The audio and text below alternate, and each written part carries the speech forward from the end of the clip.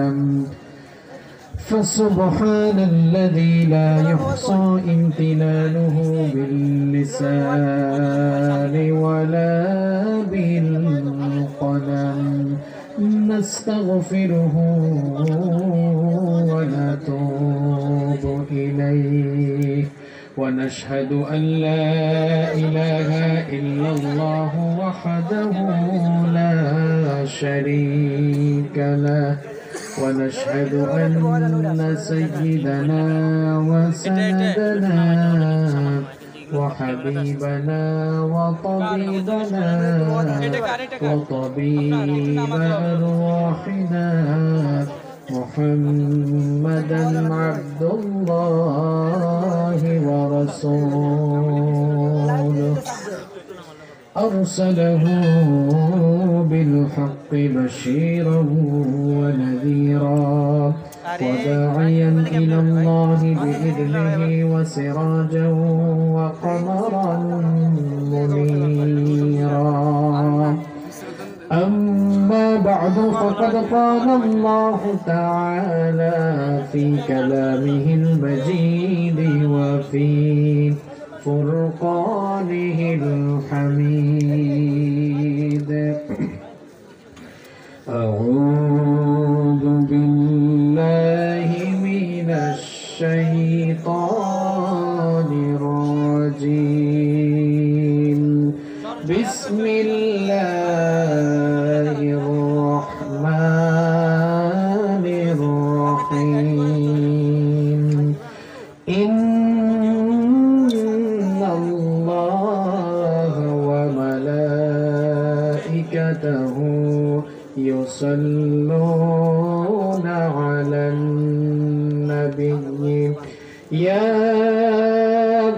أيها الذين آمنوا صلوا عليه وسلموا تسليما اللهم صل على محمد وعلى آل محمد كما صليت على إبراهيم وعلى آل إبراهيم إنك حميد مجيد اللهم بارك على محمد وعلى آل محمد كما باركت على إبراهيم وعلى آل إبراهيم إنك حميد مجيد ربي زدني علما ربي زدني علما رب اشرح لي صدري ويسر لي أمري واحلل عقدة من لساني يفقه قولي سبحانك لا علم لنا إلا ما علمتنا إنك أنت العليم الحكيم صدق الله العظيم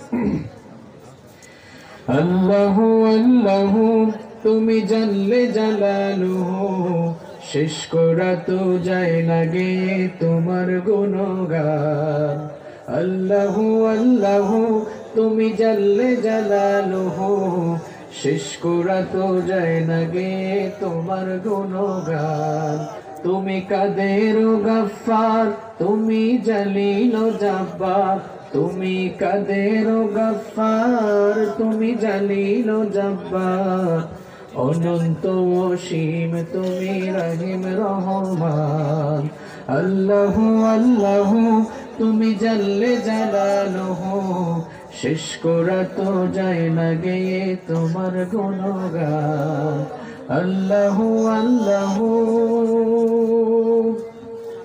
তুমি মাটির আদমকে প্রথম সৃষ্টি করিয়া ঘোষণা করিয়া দিলে শ্রেষ্ঠ বলিয়া তুমি মাটির আদমকে প্রথম সৃষ্টি করিয়া ঘোষণা করিয়া দিলে শ্রেষ্ঠ বলিয়া তাই নূরের ফেরেশতা করে আদমকে সেজদা ও তাই নূরের ফেরেশতা করে আদমকে সেজদা তুমি সবার চেয়ে দিলে মাটির মানুষকে সম্মান আল্লাহু আল্লাহু তুমি জাল্লে জালালুহু শেষ করা তো যায় না গে তোমার গুণগান আল্লাহু আল্লাহু শিশু মুসা নবীরে যখন দুশ্মনেরই ডরে সিন্ধুকে ভরিয়া দিলে ভাষায় সাগরে শিশু মুসা নবীরে যখন দুশ্মনেরই ডরে সিন্ধুকে ভরিয়া দিলে ভাষায় সাগরে প্রাণে ছিল যাহার ভয় সেথায় পেল সে আশ্রয় প্রাণে ছিল যাহার ভয় সেথা পেল সে আশ্রয় সেই দুশ্মনেরই হাতে তাহার বাঁচাইলে প্রাণ আল্লাহু আল্লাহু তুমি জাল্লে জালালুহু শেষ করা তো যায় না গে তোমার গুণগান আল্লাহু আল্লাহু তুমি জাল্লে জালালুহু শেষ করা তো যায় না গে তোমার গুণগান তুমি কাদের গফফার তুমি জলিল জব্বার তুমি কাদের গফফার তুমি জলিল জব্বার অনন্ত অসীম তুমি রহিম রহমান আল্লাহু আল্লাহু তুমি জাল্লে জালালুহু শেষ করা তো যায় না গে তোমার গুণগান আল্লাহু আল্লাহু আল্লাহু আকবার। বাংলাদেশের অত্যন্ত সুপরিচিত ঐতিহ্যবাহী লক্ষ্মীপুর জেলার কমলনগর উপজেলার ঐতিহ্যবাহী দ্বীনি বিদ্যাপীঠ প্রিন্সিপাল আলী হুসাইন পাড়া তাজবিদুল কোরআন সৈয়দিয়া মাদ্রাসা এবং এলাকাবাসীর যৌথ উদ্যোগে আয়োজিত আজকের এই প্রথম তাফসীরুল কোরআন মাহফিলের মুহতারাম শ্রদ্ধাভাজন সভাপতি বিশিষ্ট আলেমে দ্বীন বিশিষ্ট ইসলামী চিন্তাবিদ ও শিক্ষাবিদ হাজার হাজার আলেম তৈরির কারিগর অত্র এলাকার সকলের অত্যন্ত শ্রদ্ধাভাজন ব্যক্তিত্ব ঐতিহ্যবাহী হাজিরহাট হামিদিয়া ফাউদিল ডিগ্রি মাদ্রাসার স্বনামধন্য সুযোগ্য অধ্যক্ষ হযরত মাওলানা মুহাম্মদ জায়েদ হোসাইন ফারুকী সাহেব আতালাল্লাহু উমরাহু ওয়া বারাকাল্লাহু ফি হায়াতিহি আমরা সবাই বলি আমিন।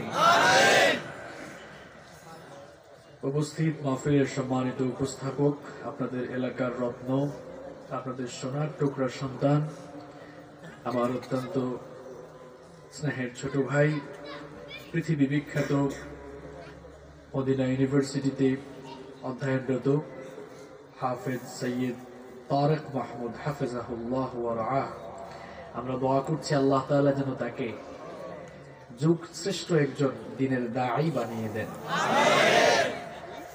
মাহফিলে উপস্থিত আমার উস্তাদ সমতুল্য সম্মানিত উলামায়ে কেরাম মাহফিলে এসেছেন বিভিন্ন মসজিদের সম্মানিত খতিব এবং ইমাম সাহেব বৃন্দ মাহফিলে এসেছেন আপনাদের অত্র এলাকার জনপ্রতিনিধি বিভিন্ন রাজনৈতিক দলের নেতৃবৃন্দ সামাজিক নেতৃবৃন্দ আমার সামনে বসা অত্র এলাকার পার্শ্ববর্তী এবং দূর দূরান্ত থেকে আগত আল্লাহর দ্বীন প্রেমী কোরআন প্রেমী সর্বস্তরের তাওহীদি জনতা যুগে যুগে আল্লাহর জমিনে আল্লাহর দ্বীনকে প্রতিষ্ঠার জন্য যারা সবচাইতে বেশি অগ্রণী ভূমিকা পালন করেছেন আমার প্রাণ প্রিয় যুবক এবং তরুণ ভাইয়েরা স্কুল কলেজ ইউনিভার্সিটি এবং বিভিন্ন মাদ্রাসা পড়ুয়া আমার প্রাণ প্রিয় মেধাবী ছাত্র ভাইয়েরা মহিলা প্যান্ডেল থেকে এবং ঘরে বসে যারা শুনছেন আমার শ্রদ্ধেয়া সম্মানিতা মা এবং বোনেরা উপস্থিত মিডিয়ার প্রাণপ্রিয় কর্মী ভাইয়েরা, প্রাণপ্রিয় কমলনগরবাসী, আপনারা সবাই কেমন আছেন? আলহামদুলিল্লাহ, আমি আল্লাহর রহমতে ভালো আছি। আমাদের সকলকে ভালো রেখেছেন কে? আমাদেরকে সুস্থ রেখেছেন কে? কোরআনের এই মেলায় আমাদেরকে শামিল হওয়ার তৌফিক দিয়েছেন কে? সেই আল্লাহর জন্য সবাই হৃদয়ের সবটুকু ভালোবাসা, আবেগ, অনুভূতি উজাড় করে দিয়ে কালেমাত শুকর আদায় করছি আলহামদুলিল্লাহ। সম্মানিত ভাইয়েরা, সময় অত্যন্ত সংক্ষিপ্ত, এই জন্য আমি অপ্রাসঙ্গিক কোনো কথাবার্তা না বলে প্রত্যেকটি সেকেন্ডকে আল্লাহর কিতাব থেকে আলোচনা করে কাজে লাগাতে চাই ইনশাআল্লাহ। আমরা কোরআনের মাহফিলে এসেছি, এই জন্য একটি কিতাব থেকে আমরা আলোচনা শুনব। সেই কিতাবের নাম হচ্ছে এই কোরআন। আপনাদের সবার ঘরে আছে তো? কার কার ঘরে নাই হাত তুলেন। মাশাআল্লাহ, তার মানে আমাদের প্রত্যেকের বাড়িতে, প্রত্যেকের ঘরে এই কিতাব আছে না নাই? এই কিতাব কার পক্ষ থেকে নাজিল হয়েছে? সুবহানাল্লাহ, এটি পৃথিবীর কোনো মানুষের লেখা কিতাব নয়। এই কিতাবের ভেতরে প্রত্যেকটি সূরা, প্রত্যেকটি চ্যাপ্টার, প্রত্যেকটি ভার্স, প্রত্যেকটি আয়াত যার পক্ষ থেকে এসেছে, আওয়াজ করে বলেন তিনি কে? তাহলে আমাদের ঘরে যে কিতাবটা আছে, এই কিতাব কার কিতাব? এই মাদ্রাসার উদ্যোগে এবং এলাকাবাসীর উদ্যোগে এটি হচ্ছে প্রথম বছরের মাহফিল। আমরা দোয়া করছি আজীবন কিয়ামত পর্যন্ত যেন এই এলাকায় এভাবে করে কোরআনুল কারীম শোনাবার আয়োজন যেন সব সময় আল্লাহ তাআলা যেন আপনাদেরকে তৌফিক দান করেন। আমরা বলি আমিন। আপনাদের এলাকায় কোরআনের আওয়াজ জারি থাকুক, এই মাহফিলগুলো জারি থাকুক, আপনারা চান কি চান? আল্লাহ কবুল করে নেন। যেহেতু প্রথম বছর শুরু হলো, সেহেতু আমরা আল্লাহর কোরআন, এই কিতাবটা কি, এর মধ্যে কি আছে, এই কিতাবের ভেতরে কেমন খনি আছে, এটা আজকে আমরা জানার চেষ্টা করব ইনশাআল্লাহ। যেহেতু এই বছর উদ্বোধন হলো, আপনাদের ঘরে থাকা এই কিতাবকে আপনারা অনেকে ধর্মীয় কিতাব মনে করেন, অনেকে মনে করে এটা শুধুমাত্র হুজুরদের কিতাব, এটা হুজুররা দাড়ি টুপি লম্বা জুব্বা পরে এই কিতাব তেলাওয়াত করে মাদ্রাসায় পড়া, এটা ধর্মীয় কিতাব। আবার কেউ কেউ মনে করে এটা তাবিজের কিতাব, ঝাড়ফুঁকের কিতাব। আসলেই কি এটা তাবিজ কিংবা ঝাড়ফুঁকের কিতাব? আসলেই কি এটা কেবলমাত্র ধর্মীয় একটি কিতাব? না, এটি হচ্ছে এমন একটি কিতাব, এটি হচ্ছে মানুষের জীবনের সার্বিক দিক এবং বিভাগ পরিচালনার চূড়ান্ত guideline. It's the problem solving methodology. এটি হচ্ছে সকল সমস্যার সমাধানকারী গ্রন্থ। আপনি আপনার জীবনের সকল সমস্যার সমাধান যেখানে খুঁজে পাবেন, এই কিতাবের ভেতরে পাবেন। সেই কিতাবের নাম কি? আল্লাহ তাআলার এই কিতাব, কোরআনের চাইতে দামি কোনো কিতাব, সম্মানিত, শ্রেষ্ঠ, মর্যাদা সম্পন্ন কোন কিতাব আকাশের নিচে, জমিনের উপরে আছে? এবার আমি যদি আপনাদেরকে প্রশ্ন করি, এই কিতাব পৃথিবীর সবচেয়ে দামি কিতাব, এটা কি বিনিময় কিংবা প্রাইসের দিক থেকে? না, কারণ কোরআনের দাম খুব একটা বেশি না। মর্যাদা যদি হিসেব করেন, শ্রেষ্ঠত্বের দিক হিসাব করলে পৃথিবীতে কোরআনের চাইতে শ্রেষ্ঠ এবং মর্যাদা সম্পন্ন কোনো কিতাব আছে? রিজনটা কি? পৃথিবীর অন্যান্য বইয়ের চাইতে এই বই সাইজে বড়। দেখেন তো কোরআনটা সাইজে কি বড়?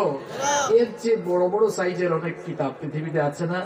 এই যে আপনাদের এলাকার ছেলে শেখ তারেক ভাই, উনি তো মদিনা ইউনিভার্সিটিতে পড়েন, এমন বহু তাফসীর আছে, হাদিসের কিতাব আছে, বহু সাহিত্য আছে, এর চেয়ে সাইজে আরো অনেক বড়, ইতিহাসের বইগুলো আরো বড়। তাহলে কোরআনুল কারীমের চাইতে সাইজে বড় অনেক কিতাব পৃথিবীতে আছে, কিন্তু ওই কিতাবগুলো কোরআনের চাইতে মর্যাদা সম্পন্ন নয়, শ্রেষ্ঠ নয়। এবার প্রশ্ন হলো, এই কিতাব পৃথিবীর সবচাইতে শ্রেষ্ঠ এবং মর্যাদা সম্পন্ন কিতাব কেন হলো? এর কিছু রিজন রয়েছে, কিছু কারণ রয়েছে। কারণ হলো এই কিতাবের ভেতরে এমন কিছু জিনিস আল্লাহ ঢুকিয়ে দিয়েছেন যা পৃথিবীর কোন বইয়ের ভেতরে আছে। আপনারা আপনাদের ঘরের ভেতরে গোল্ড রেখে বাহিরে আপনারা সিটি গোল্ডের তালাশ করছেন, মুসলমানরা অধঃপতিত হওয়ার সবচাইতে বড় কারণ হলো মুসলমানরা আজ তাদের ঘরে পৃথিবীর সবচাইতে বড় নিয়ামত রেখে এই কিতাবকে না পড়ে, এই কিতাবের জ্ঞান আহরণ না করে পৃথিবীর অন্যান্য জ্ঞান তারা আহরণ করছে। আর সোনার খনি যেটা, ওইটাকে তারা সাইডে ফেলে রেখেছে বলে গোটা পৃথিবীতে মুসলমানরা আজ ফুটবলে পরিণত হয়ে অমুসলিমদের কাছে লাঠি খাচ্ছে। ঠিক তো বলছেন আপনারা, আপনারাই তো কোরআন পড়েন না, তো ঠিক চিল্লায় চিল্লায় কি হবে? এখন আমাদের দেশে ওয়াজ মাহফিলে একটা ফ্যাশন হয়ে গেছে, চিল্লায় এখন ঠিক কিনা ঠিক কিনা ঠিক কিনা। আমার কথা আপনারা ঠিক করবেন নাকি? শুধু আবেগ দেখালে চলবে না প্রিয় ভাইয়েরা। আপনাদের ছেলে মেয়েগুলোকে আপনারা ইংলিশ মিডিয়ামে পড়াচ্ছেন, খুব ভালো কথা, অবশ্যই সে ইংলিশ মিডিয়ামে পড়বে, সায়েন্সে পড়বে, কমার্সে পড়বে, আমার কোনো আপত্তি নাই। কিন্তু প্রশ্ন হলো, আপনি কি আপনার ছেলেকে আপনার মেয়েকে এই কোরআন শিখিয়েছেন? আপনার ছেলে আপনার মেয়ে যখন ইংরেজিতে কথা বলে, খুব চমৎকার প্রনাউন্সিয়েশন, এত চমৎকার করে কথা বলে শুনতেই মন চায়। প্রনাউন্সিয়েশন, উচ্চারণে যে আমরা বলি, আমাদের উচ্চারণে কিন্তু অনেক ভুল আছে। জানুয়ারি, ফেব্রুয়ারি, মার্চ, মার্চ অনেকে বলে মার্চ, তাই না? এপ্রিল, মে, এগুলা কি উচ্চারণ হইলো? সঠিক প্রনাউন্সিয়েশন তো হয় নাই। তো আপনারা আপনাদের ছেলে মেয়েদেরকে ব্রিটিশ কারিকুলামে পড়িয়ে একেবারে পারফেক্ট প্রনাউন্সিয়েশন গুলো শেখাচ্ছেন আপনারা। এরা যখন ইংরেজিতে কথা বলে, আমি অনেক ছেলেকে দেখেছি এত সুন্দর ইংরেজিতে কথা বলে, যদি বলি যে তুমি যে কোনো একটি ছোট্ট সূরা তেলাওয়াত করো, বলে আমি পারি না। আপনারা আপনাদের সন্তানদেরকে অ আ ক খ এবিসিডি পড়ে শিখাইয়েন, আলিফ বা তা থা আগে শিখাইয়েন। সন্তানগুলো কুসন্তান হবে না, ঐশীর মতো হবে না, দিহান আর আনুষ্কার মতো হবে না, বরং সোনার টুকরা সন্তান হয়ে যাবে। কোরআনের কাছে আসতে হবে। এই কিতাবকে ধর্মীয় কিতাব মনে করবেন না। কেবলমাত্র ঝাড়ফুঁক তাবিজের ব্যবসা আর ধর্মীয় কিতাব এটি নয়। It's the source of knowledge and science. এটি জ্ঞান বিজ্ঞানের উৎস।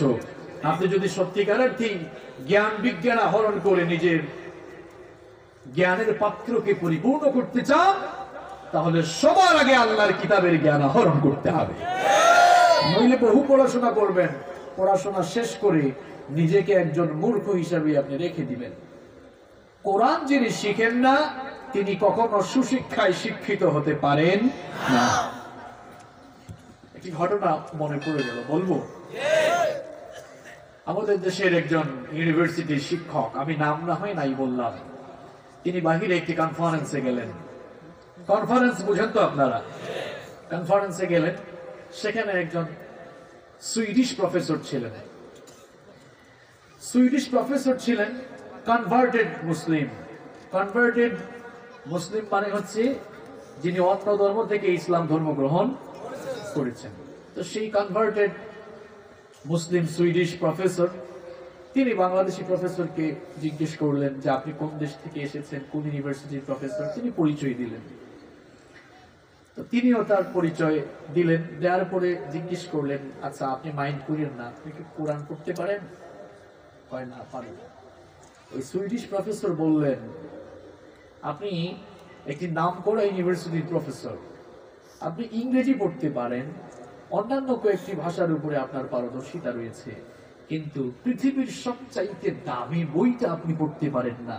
নিজেকে তো প্রফেসর হিসেবে পরিচয় দিতে লজ্জা হওয়ার কথা। কিসের প্রফেসর আর কিসের ডক্টর, যদি আপনি পৃথিবীর সবচাইতে দামি কিতাব যদি আপনি পড়তে না পারেন, ডক্টর শহীদুল্লাহর ভাষায় পৃথিবীতে সে হচ্ছে সবচাইতে মূর্খ।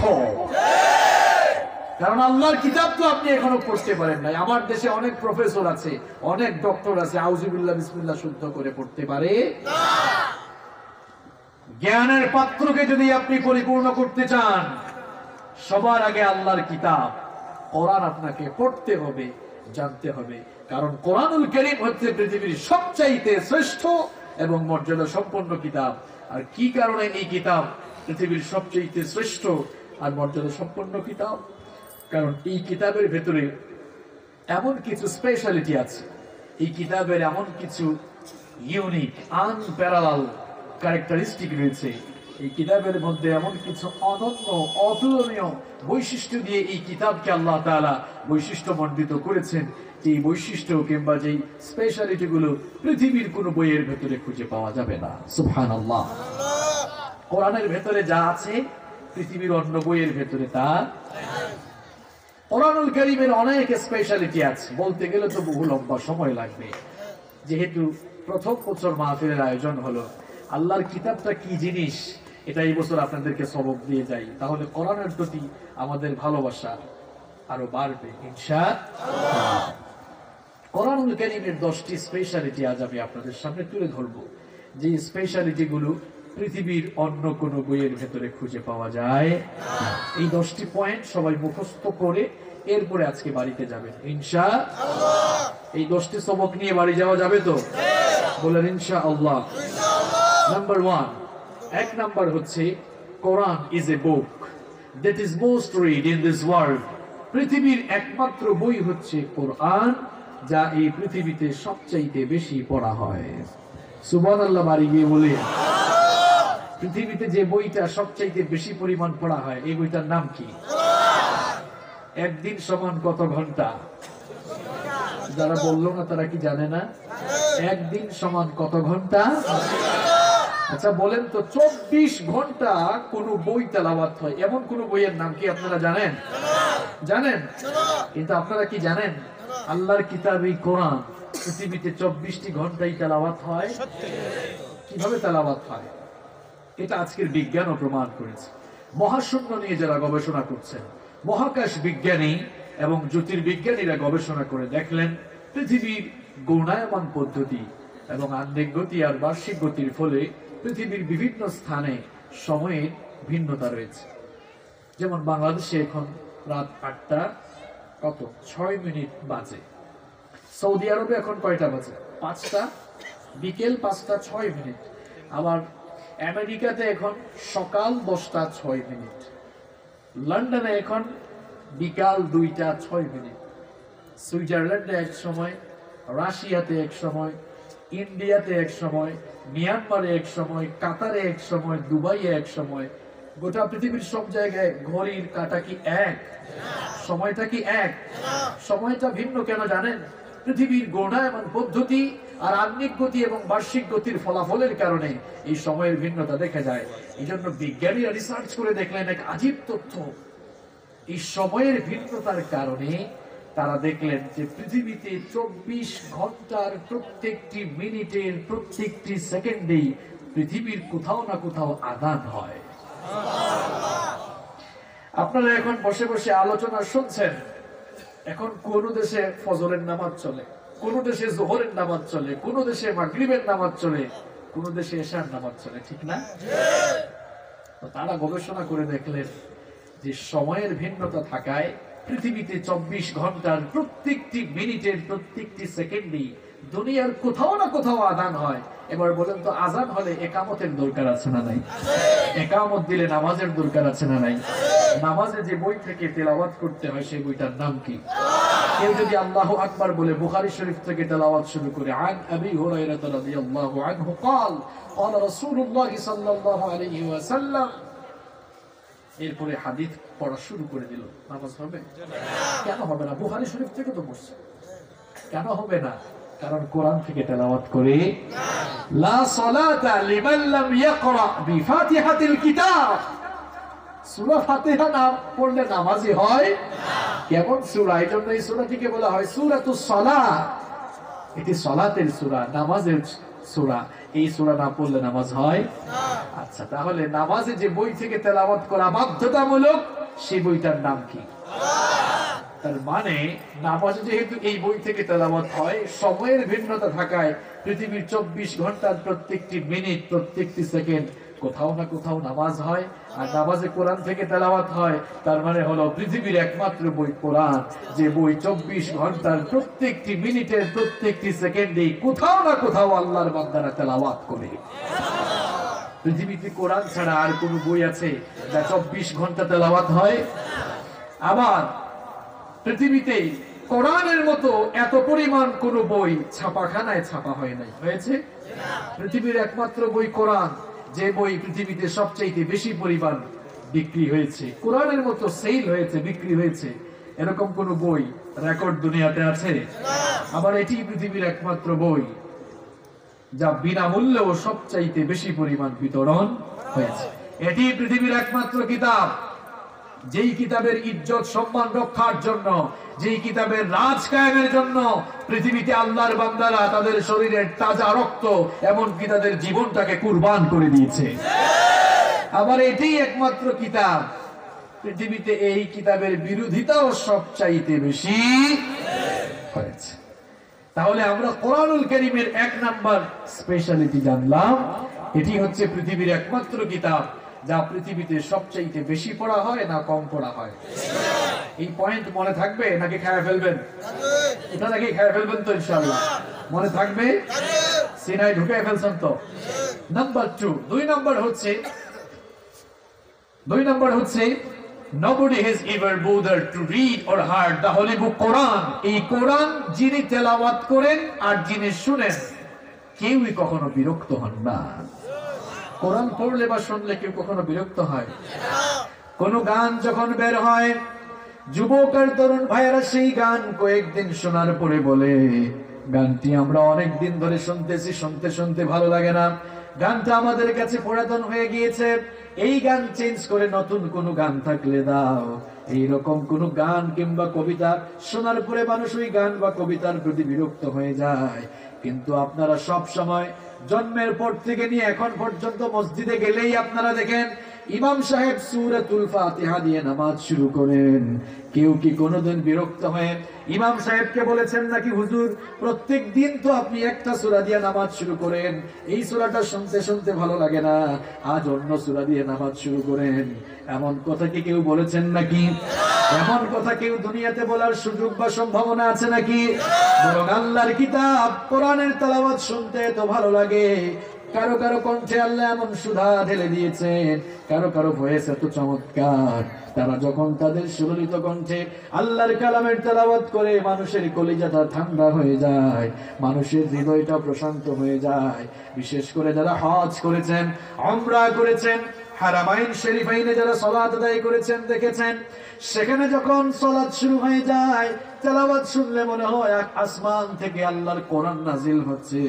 হারামে যারা নামাজ আদায় করেছেন, হারামের ইমামরা যখন নামাজ শুরু করেন, ফদিলাতুশ শাইখ ডক্টর আব্দুর রহমান আস-সুদাইস, সাউদ আশ-শুরাইন, বান্দার বালিলা, ইয়াসির দুসরি কিংবা হারামের অন্যান্য ইমামগণ যখন তাদের সুললিত কণ্ঠে আল্লাহর কালামের তেলাওয়াত শুরু করে দেন, তাদের পেছনে লক্ষ লক্ষ মুসল্লিরা থাকে। এমন বহু মুসল্লি আছে যাদের মাতৃভাষা আরবি নয়, কিন্তু আল্লাহর কিতাবের তেলাওয়াত শোনার পর তাদের হৃদয়টা এমন গলিত হয়ে যায়, তাদের হৃদয়টা এমন ভাবে গলে যায়, অর্থ না বুঝার পরেও মানুষেরা বাচ্চা শিশুর মতো ক্রন্দন করতে থাকে। এদেরকে যদি জিজ্ঞেস করেন অর্থ তো বুঝো না, তারপরেও কাঁদো কেন? দেখবেন জবাব দিবে, পৃথিবীতে এমন সুরের কিতাব, পৃথিবীতে এমন সুর আমরা কোনোদিন শুনি নাই। কি আজীব এক কিতাব, শুনলেই কলিজাটা ঠান্ডা করে দেন কে? অর্থ বুঝুক আর না বুঝুক, কোরআন শুনলেই মানুষের কলিজায় শিহরণ শুরু হয়ে যায়, লোমগুলো দাঁড়িয়ে যায়। এটি হচ্ছে আল্লাহর কিতাবের স্পেশালিটি। এভাবে করে কিয়ামত পর্যন্ত আল্লাহর কিতাবের তেলাওয়াত চলতে থাকবে, মানুষেরাও তেলাওয়াত শুনতে থাকবে, কেউ কোনোদিন বিরক্ত হবে না। উল্টা দেখা যাবে কিয়ামত পর্যন্ত আল্লাহর কিতাবের তেলাওয়াত চলবে, আর এই কিতাবের প্রতি আকর্ষিত হয়ে কোরআনের সুশীতল ছায়া তলে সে মানুষেরা আশ্রয় গ্রহণ করবে।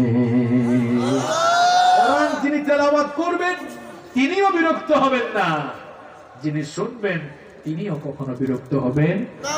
আপনারা বিরক্ত হন কখনো? ইউটিউবে ওয়াজ শুনে, ওয়াজ মাহফিলে না আসলেও তো হইতো, কিন্তু ইউটিউবের আকর্ষণ আর সরাসরি আকর্ষণ আলাদা আছে না নাই? এটা ব্যক্তির আকর্ষণ না কোরআনের আকর্ষণ? এটি হচ্ছে আল্লাহর কিতাবের মুজিজা, এটি হচ্ছে আল্লাহর কিতাবের অ্যাট্রাকশন, এটি হচ্ছে আল্লাহর কিতাবের স্পেশালিটি। এই কিতাবের তেলাওয়াত শুনলেই হৃদয়টা গলে যায়, কলিজা ঠান্ডা হয়ে যায়, হৃদয়ে শিহরণ সৃষ্টি হয়ে যায়। আল্লাহু আকবার। কোরআন ছাড়া অন্য বইয়ের তেলাওয়াত শুরু হোক, পৃথিবীতে আরো অন্যান্য ধর্মীয় কিতাব আছে না? বাইবেল আছে, অল টেস্টামেন্ট, নিউ টেস্টামেন্ট, ভেদ, রামায়ণ, জিন্দাবেস্তা, ত্রিপিটক, তেলাওয়াত শুরু হয়ে যাক না। বুদ্ধাং চরণাঙ্গ ছামি নির্বাণাং পরমংসকম, ওম শান্তি, ওম শান্তি বললে আসলে তো শান্তির কথা এরা বলে। পৃথিবীতে অশান্ত সৃষ্টির জন্য, অশান্তি আর বিশৃঙ্খলা সৃষ্টির জন্য তারাই একেবারে টপ টেরর হয়ে বসে আছে। এগুলো শুনলে মানুষের ভালো লাগে? কিন্তু কোরআন যখন কারীরা তেলাওয়াত শুরু করে দেয়, এই যে আমার পরে আজকে আমাদের শেখ কাউসার ভাই তেলাওয়াত করবেন, শেখ কাউসার আল মাদানী হাফেজাহুল্লাহ, আল্লাহ তাআলা ওনাকে এমন এক কণ্ঠ দিয়েছেন, আমার আলোচনার পরে আপনারা শুনবেন, দেখবেন তেলাওয়াত শুনলেই কলিজা ঠান্ডা হয়ে যায়। আল্লাহু আকবার। পৃথিবীতে কোরআন ছাড়া আর কোন বই আছে যে বই পড়লে মানুষের কলিজা এমন ভাবে ঠান্ডা হয়? কথা বলেন। তাহলে আল্লাহর কিতাবের 2 নম্বর স্পেশালিটি আমরা জানলাম, এই কিতাব তেলাওয়াত করলে কিংবা শুনলে কেউ কোনোদিন বিরক্ত হয় না।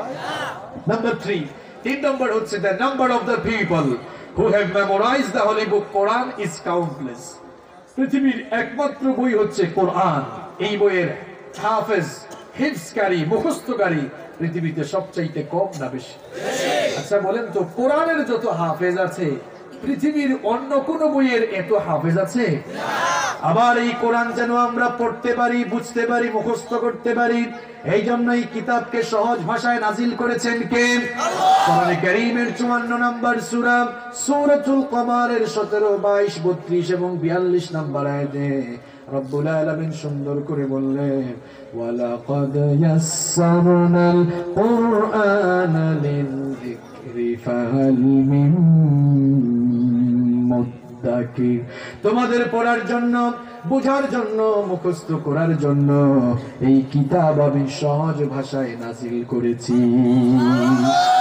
এটা যদি সহজ না হতো, বাংলা ভাষার মানুষ আপনারা কোরআন শিখতে পারতেন? দেখেন সুবহানাল্লাহ, একটা ব্যাপার আপনারা ভেবেছেন কখনো? আফগানিস্তানে জন্ম, পাকিস্তান উর্দু ভাষা, ইন্ডিয়া হিন্দি ভাষা, আমেরিকা ইংরেজ, আমরা বাঙালি যে ভাষার মানুষ হোক, দেখবেন কোরআনটা সুন্দর করে পড়তে পারে, কারণ কোরআনের প্রত্যেকটি লফজ সহজ করে নাজিল করেছেন কে? উলামায়ে কিরাম যারা আছেন তারা খুব সহজেই বুঝবেন। আমার জমিন সবকিছু একত্রিত অবস্থায় ছিল, এরপরে আমি আমার মহা ক্ষমতা বলে সবকিছুকে আলাদা করে দিয়েছি। কিভাবে রব্বুল আলামিন সবকিছুকে আলাদা করে দিয়েছেন? কোরআনে কারীমের 41 নম্বর সূরা সূরা হামিম আস-সাজদা এর 11 নম্বর আয়াতে রব্বুল আলামিন বিস্তারিত বললেন, সুম্মাস্তাওয়া ইলাস সামাই ওয়া হিয়া দুখানুন ফাকালা লাহা ওয়া লিল আরদি ইতিয়া তাওআন আও কারহা ক্বালাতা আতাইনা তাইঈন। আল্লাহ তাআলা বললেন, আকাশে যখন মহাবিস্ফোরণ ঘটলো, তখন গোটা আকাশ ধোঁয়াশাচ্ছন্ন হয়ে গেল, ধূম্রজাল হয়ে গেল। বুঝে শুনে জবাব দেন তো, কোথাও আগুন লাগলে সেই জায়গায় ধোঁয়া সৃষ্টি হয় কি হয় না? আঞ্চলিক ভাষায় ধোঁয়াকে আপনারা কি বলেন? ধুমা। আচ্ছা, আমার বাড়ি তো সিলেটে, আমার হোম ডিস্ট্রিক্ট সিলেটে, আমাদের এলাকায় ধুমা বলে। আপনাদের সাথে আমাদের ভাষার মিল আছে। আকাশ যখন ধোঁয়াশাচ্ছন্ন হয়ে গেল, রব্বুল আলামিন তখন ধোঁয়াশাচ্ছন্ন আকাশের দিকে মনোনিবেশ করে আসমান আর জমিনকে অর্ডার করলেন, তোমরা পরস্পর সেপারেট হয়ে যাও। আকাশ আর জমিন তখন অনুগতদের মতো জবাব দিল, ক্বালাতা আতাইনা তাইঈন, আমরা আমাদের রবের হুকুম মেনে অনুগতদের মতো অস্তিত্ববান অবস্থায় ফিরে গেলাম। 1979 সালে সৌদি আরবের রাজধানী রিয়াদে একটি কনফারেন্স হয়েছিল। সেই কনফারেন্সের নাম ছিল মুক্তামার আশ-শাবাব, ইউথ কনফারেন্স। সেই কনফারেন্সে ইউনাইটেড স্টেট অফ আমেরিকার বিখ্যাত সায়েন্টিস্ট বালমার উপস্থিত ছিলেন। এই কনফারেন্স হলে যখন এই আয়াতটি তেলাওয়াত হলো, তিনি বললেন, থামো, এই তথ্য তোমরা কোথায় পেয়েছো? কারণ মাত্র কয়েক বছর আগে মহাবিশ্ব সৃষ্টির ধারণা আমরাই গবেষণা করে পৃথিবীর মানুষকে জানালাম, তোমরা আবার কোন বই থেকে এই তথ্য পড়ে পড়ে আমাদেরকে শোনাচ্ছ? বলা হলো, এটি আজকের কোনো কিতাব নয়, এটি 1500 বছর আগে নাজিল হওয়া আল্লাহর কিতাব কোরআন। তখন বালমার বলেছিলেন, 1500 বছর আগে নাজিল হওয়া কিতাবের ভেতরে এমন সায়েন্টিফিক থিওরি আসাটাই প্রমাণ করে এটি আবুল তাবুল কিতাব নয়, নিঃসন্দেহে এটি আল্লাহর কিতাব। আমিও আর গুমরাহিতে পড়ে থাকতে চাই না। ওই কনফারেন্স হলে সে কালেমা পড়েই মুসলমান হতে বাধ্য হয়েছে। এই হচ্ছে আল্লাহর কোরআন। পৃথিবীর বিজ্ঞান যত উন্নত সমৃদ্ধ আর বিকশিত হবে, পৃথিবীর বিজ্ঞানীরা, বিজ্ঞানের শিক্ষক আর বিজ্ঞানের ছাত্ররা ভিক্ষার থলি, ভিক্ষার ব্যাগ হাতে নিয়ে কোরআনের সামনে চিরকাল তারা এতিমের মতো দাঁড়িয়ে থাকতে বাধ্য হবে। বিজ্ঞানীরা তো এখন মানুষকে জানাচ্ছে, দেখেন এই পৃথিবীর আকৃতি সম্পর্কে বিজ্ঞান যে কত কিছু বললো। প্রাচীন কালের বিজ্ঞানীরা বলতো যে পৃথিবী মনে হয় চ্যাপ্টা কিংবা সমতল। এই কথা বেশি দিন টিকে নাই। এরপরে 1597 সালে, এখন কত সাল? কথা কন না কেন, কত সাল? 1597 সালে ফ্রান্সিস ড্রেক জলপথে দুনিয়ার চতুর্দিক ঘুরে বললেন যে আগের যুগের বিজ্ঞানীরা যা বলছে ভুল, এরা ধারণার উপরে কথা বলেছে। এরা বলেছিল পৃথিবী চ্যাপ্টা বা সমতল, আসলে পৃথিবী চ্যাপ্টা কিংবা সমতল নয়, আমি ঘুরে ঘুরে দেখেছি পৃথিবী গোলাকার। এরপরে পৃথিবীর মানুষরা জানলো পৃথিবী গোলাকার। এবার আপনারা বলেন তো পৃথিবী আসলেই কি গোলাকার? পৃথিবীটা কিসের মতো? হ্যাঁ, লেবু বা ডিম্বাকৃতির বলা যায়, ডিমের মতো। বর্তমান বিজ্ঞান বলছে পৃথিবীটা কিসের মতো? এখন তো স্যাটেলাইটের যুগ। স্যাটেলাইট আসার পরে বিজ্ঞানীরা আবার দেখলেন আসলে ওই ফ্রান্সিস ড্রেক যেই কথা বলেছিল তার কথাও ভুল। কারণ পৃথিবীটা আসলে বৃত্তের মতো গোল নয়, বরং পৃথিবী হচ্ছে ডিমের মতো, ডিম্বাকৃতির। ডিম কি গোল? ডিম খান আপনারা? ডিম চিনেন তো? ডিম কি গোল? তাহলে পৃথিবীটা কিসের মতো? আজ থেকে মাত্র কয়েক বছর আগে স্যাটেলাইট আসার কারণে আপনারা জানতে পেরেছেন পৃথিবীটা হচ্ছে ডিম্বাকৃতির। কিন্তু আপনি জানলে অবাক হয়ে যাবেন, আল্লাহর কিতাবে কোরআনের মধ্যে রব্বুল আলামিন আরো ১৫০০ বছর আগে পৃথিবীর আকৃতির ব্যাপারে স্পষ্ট জানিয়ে দিয়েছেন, ওয়াল আরদা বা'দা যালিকা দাহাহা। উলামায়ে কেরাম যারা আছেন আপনারা খুব ভালো করে জানবেন, সেটি আপনারা তো জানেনই। আরবিক ডিকশনারি কামুস গুলো খুললে দেখা যায় এই যে দাহা, দাহা বলা হয় উট পাখির ডিমকে। রব্বুল আলামিন বলছেন এই জমিনকে আমি বিস্তীর্ণ করেছি কিসের মতো? দাহা, উট পাখির ডিমের মতো। আল্লাহু আকবার। পৃথিবীটা ডিম্বাকৃতির আপনারা এখন জানতে পেরেছেন, আর আল্লাহর কোরআন ১৫০০ বছর আগে বলেছেন কি? তাহলে বিজ্ঞান আগে না কোরআন আগে? কথা বলেন, বিজ্ঞান আগে না কোরআন আগে? ফিঙ্গারপ্রিন্ট বুঝেন তো আপনারা?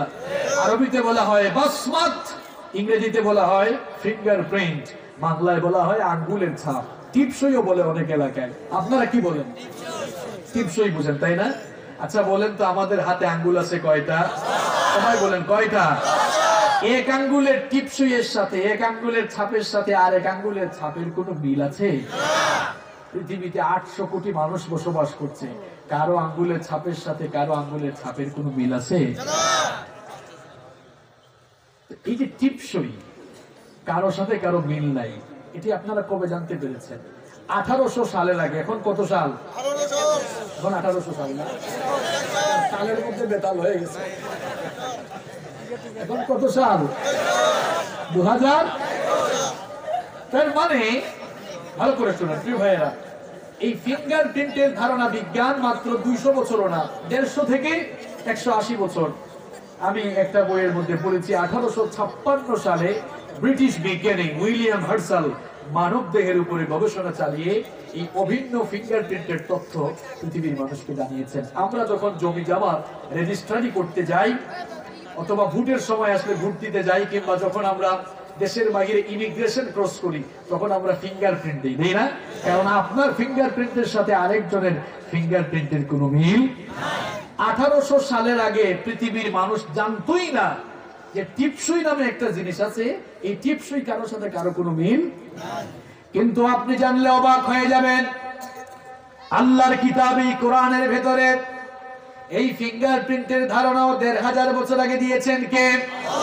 কোরআনুল কারীমের ৭৫ নম্বর সূরা সূরাতুল কিয়ামা এর ৩ এবং ৪ নম্বর আয়াতে রব্বুল আলামিন বলছেন, আয়াহসাবু আল্লান নাজমা'a ইযামা বালা কাদিরিনা আলা আন নুসাউইয়া বানানা।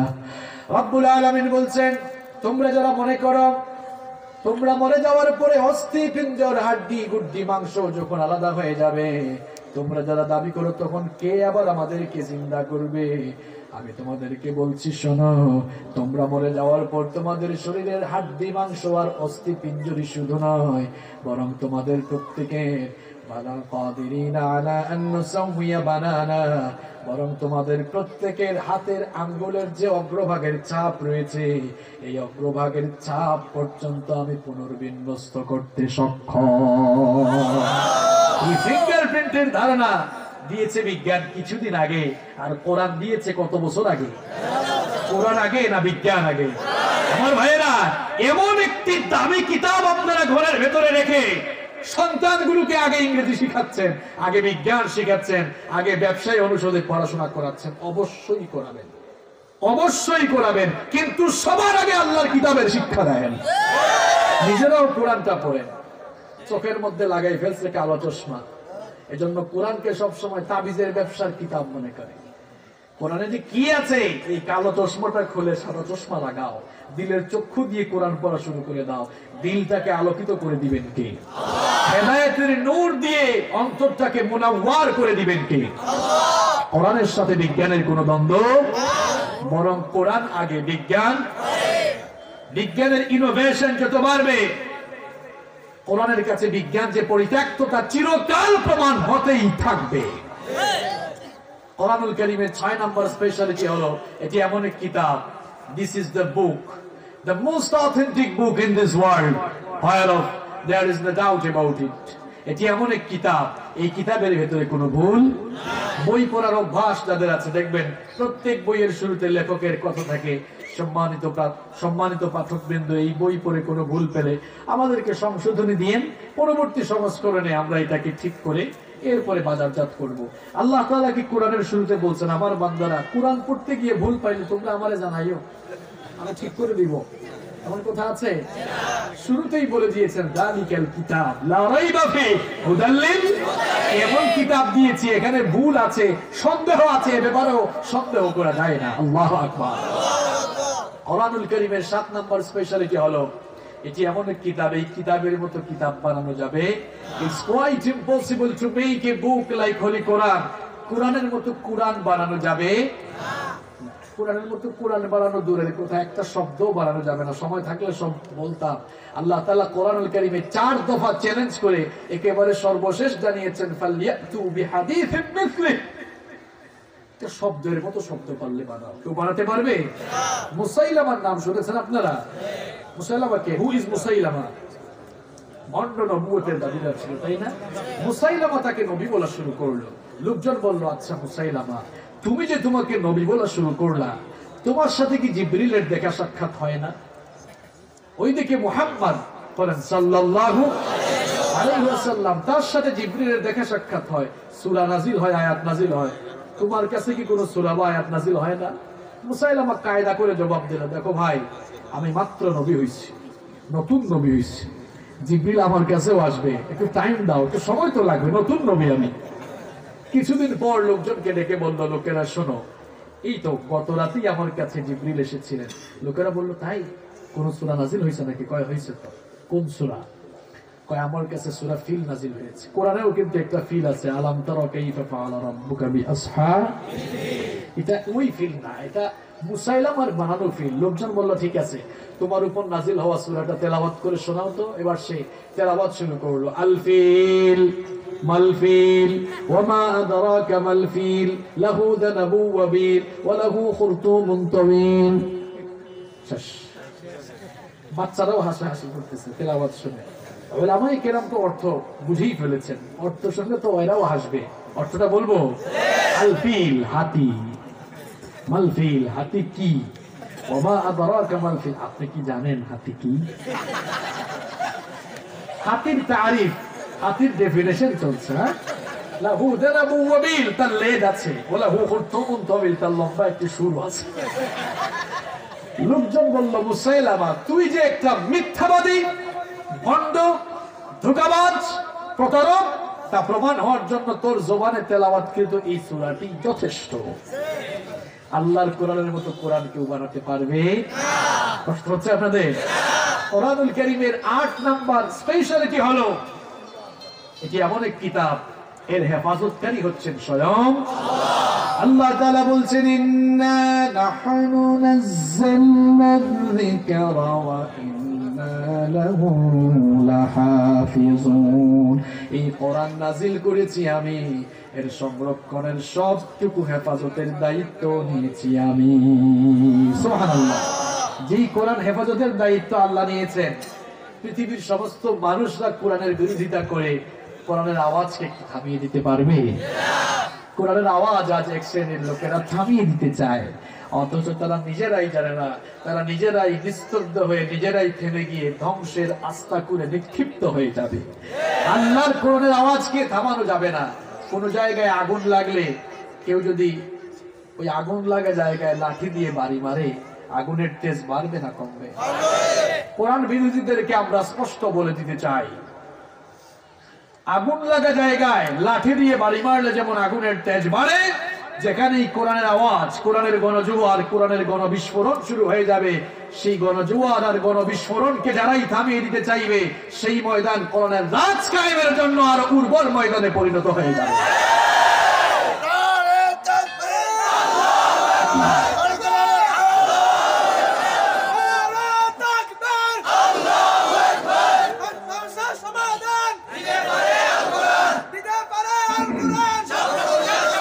আমার ভাইয়েরা, বলছি কয়টা? 8টা, তাই না?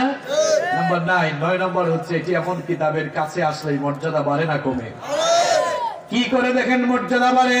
যেই ফেরেশতা এই কোরআন নিয়ে আসলেন, সকল ফেরেশতার চাইতে ওই ফেরেশতার দাম কম না বেশি? যেই ভাষায় কোরআন নাজিল হয়েছে, পৃথিবীর সকল ভাষার মধ্যে এই ভাষার দাম কম না বেশি? যার উপরে কোরআন নাজিল হয়েছে, তামাম দুনিয়ার সকল মানুষের উপরে তার মর্যাদা কম না বেশি? যেই মাসে কোরআন নাজিল হয়েছে, বছরের সকল মাসের মধ্যে ওই মাসটার দাম কম না বেশি? যেই রাতে কোরআন নাজিল হয়েছে, সারা বছরের সকল রাতের চাইতে ওই রাতের শ্রেষ্ঠত্ব কম না বেশি? আবার দেখেন, কাঠ দিয়ে সোফা বানানো হয়, কাঠ দিয়ে চেয়ার টেবিল ফার্নিচার বানানো হয়, আলমারি বানানো হয়। এই যে টেবিলের সাথে আমার পা লাগতেছে বারবার, আপনাদেরও পা লাগে, কেউ কি কখনো সালাম করে নাকি? চুমু খায় নাকি? ভক্তি করে নাকি?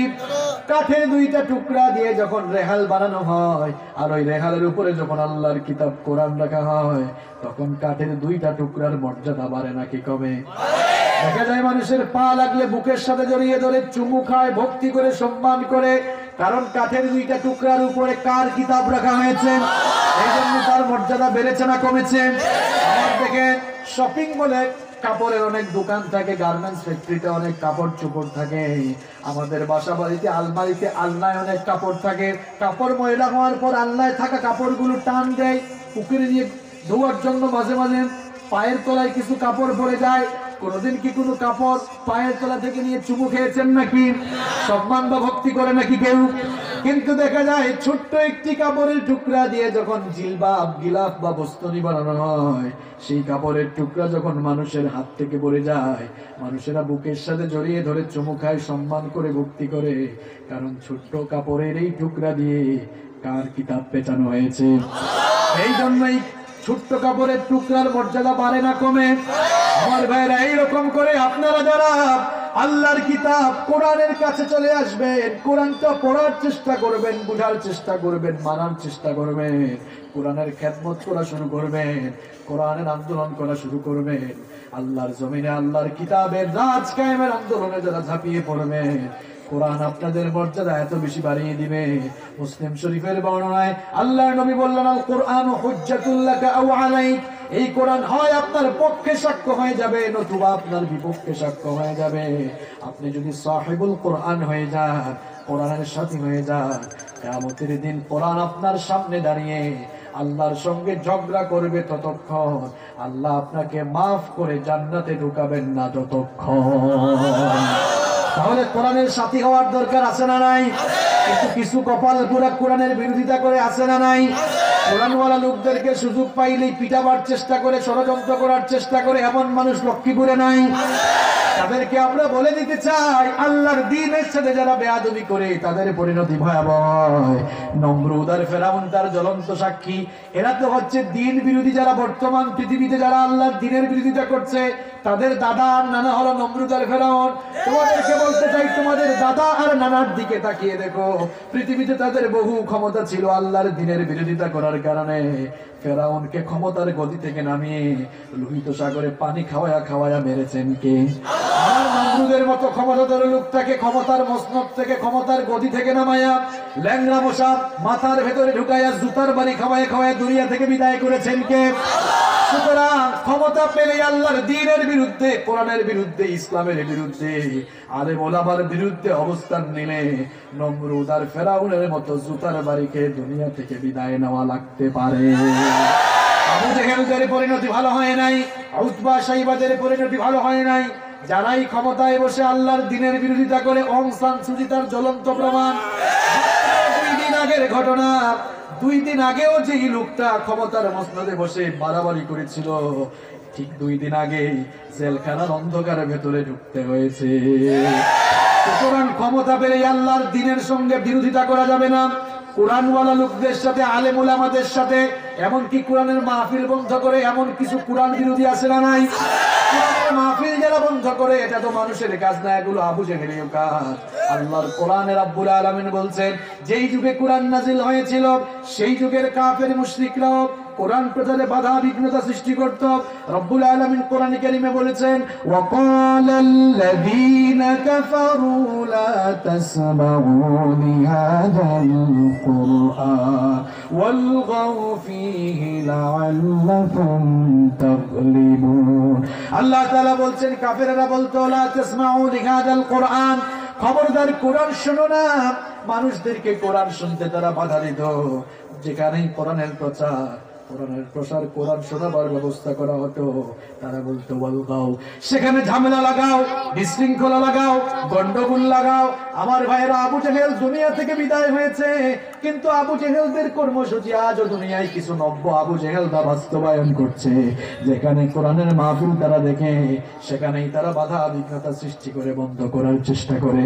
এই জন্য আমিও বলি, যে সকল লোকেরা কোরআনের মাহফিল দেখলেই সহ্য করতে পারে না, কোরআনের প্রচার প্রসারে যারা বাধা বিঘ্নতা সৃষ্টি করে, এই লোকগুলোকে ধরে যদি কোরআনের ল্যাবরেটরিতে এদের রক্ত পরীক্ষা করা হয়,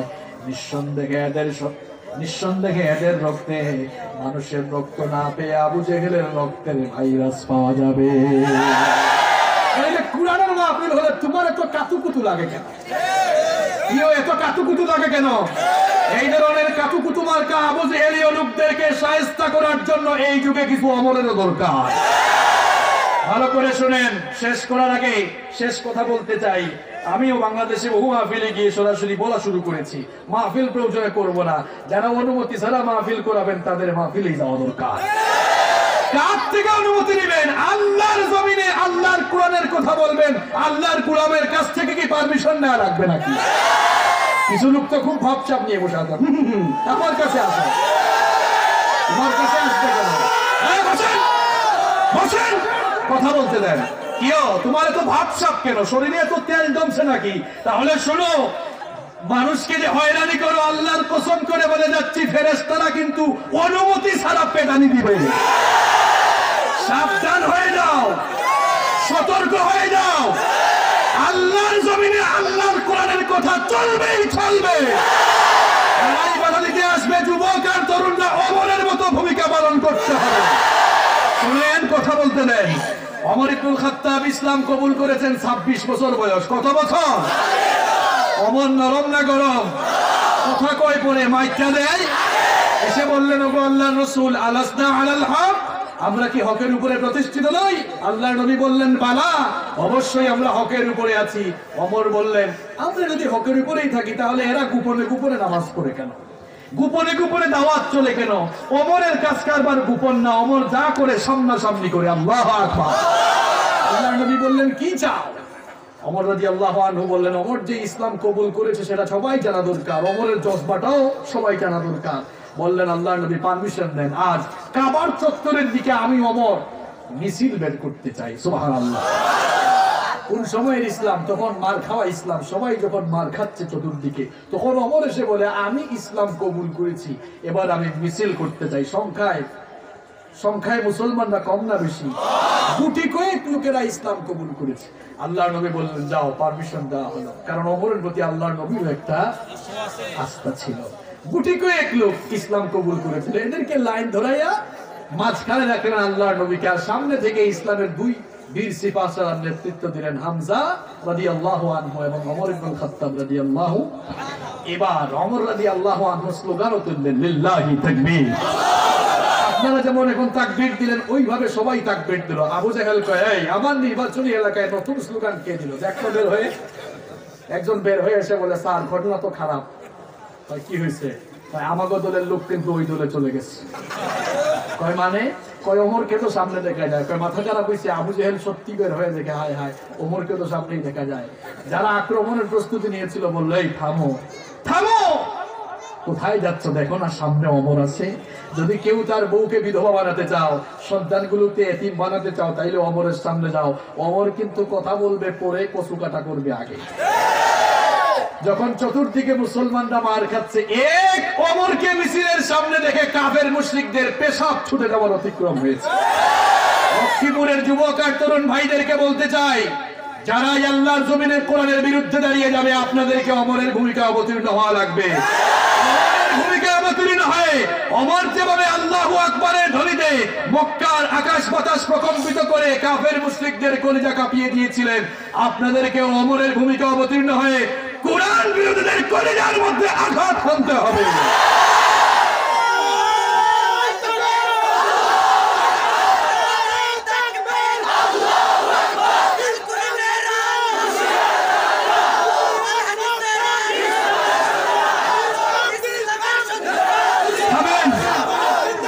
কথা বলতে দেন।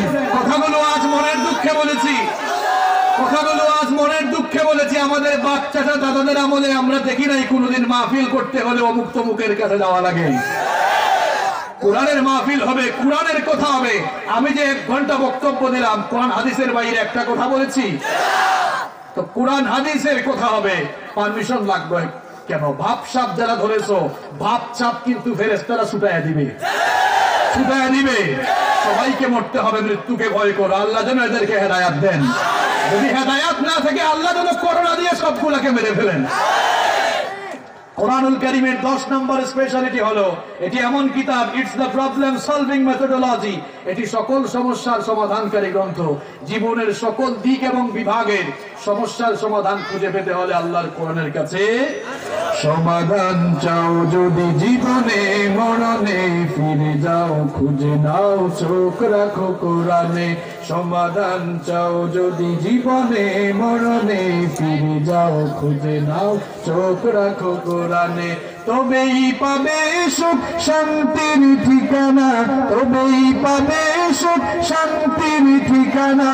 যদি মেনে নাও তুমি মনে প্রাণে সমাধান, সমাধান চাও যদি জীবনে মরণে ফিরে যাও, খুঁজে নাও, চোখ রাখো কোরআনে। If you want a solution in here and hereafter, go back, have a look on the Holy Quran. পড়েন আল্লাহু আকবার। এই কোরআনকে আমরা ভালোবাসি কম না বেশি? এই কোরআনকে আমরা আমাদের জীবনের চাইতে ভালোবাসি কম না বেশি? এই মাদ্রাসার উদ্যোগে মাহফিল হয়েছে, এই মাদ্রাসায় কি পড়ানো হয়? এই মাদ্রাসা থেকে যেন কোরআনের খাদেম বের হয়, আমরা চাই কি চাই না? এজন্য মাদ্রাসার প্রতি আমাদের সহযোগিতার হাত বাড়িয়ে দেওয়ার দরকার আছে না নাই? একটা লোক উঠবো না, আমরা আল্লাহর কোরআনকে ভালোবাসি, এই জন্য আমরা সবাই পকেটে হাত ঢুকাবো, সবাই পকেটে হাত ঢুকান। এই যে আমিও হাত ঢুকেছি, আমিও আপনাদের সবার আগে হাত ঢুকালাম। এখানে ভলান্টিয়ার ভাইরা গামছা নিয়ে ব্যাগ নিয়ে ঢুকে যাবে, চতুর্দিক থেকে ঢুকবে। আপনারাও সবাই আপনাদের সামর্থ্যের আলোকে এই মাদ্রাসায় দিন চর্চা হবে, কোরআনের খেদমত হবে। এই জন্য আপনারা সবাই মুক্ত হস্তে সামিল হন। এই যে আমিও সামিল হয়েছি। সবাই পকেটে হাত ঢুকান, যে যত পারেন, যে যত পারেন। এই মাদ্রাসার জন্য আপনারা হাত খুলে, মন খুলে সদকা করার চেষ্টা করুন। আমার পরে আলোচনা চলবে ইনশাআল্লাহ, কেউ উঠবেন না। আল্লাহ তাআলা আমাদেরকে তার কোরআন পড়া, বুঝার এবং মানার তৌফিক দান করেন। আমরা সবাই বলি আমিন। হাদা মা ইনদি ওয়াল ইলমু ইনদাল্লাহ। আসসালামু আলাইকুম ওয়া রাহমাতুল্লাহি ওয়া বারাকাতুহু।